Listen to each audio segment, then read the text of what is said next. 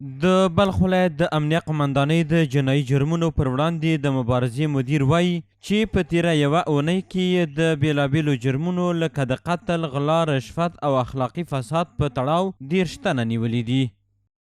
د بلخ ولایت د امنیه قمندانۍ جنایي جرمونو پر وړاندې د مبارزې مدیریت پولیسو په تیره یوه اونۍ کې 30 تنه د غلا، قتل، الکترونیکي جرایم او جعل تزویر او همدارنګه د اخلاقي فساد په تور نیولي چې دغه نیول شوي کسان به د څېړنو وروسته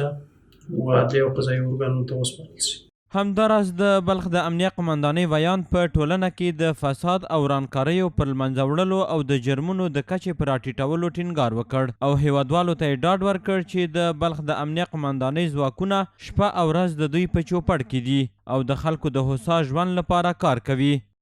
زموږ پیغام هغو کسانو ته چې هغوی د مزار شریف ښار او یا د بلخ ولایت په نورو سیمو کې جنایت ترسره کوي دا دی چې له خپلو جنایتونو لاس په سر شي. زموږ امنیتي ځواکونه د اسلامي شریعت په چوکاټ کې هر هغه څوک چې جنایت ترسره کوي د بلخ ولایت د شریف ولسونو امنیت ته زیان اړوي هغوی نیسي او د قانون منګول ته سپاري. د مسؤلینو په وینا نیول شوي کسان به د خپلو دوسیو له بشپړولو وروسته عدلي او قضایي ارګانونو ته ورپېژندل شي.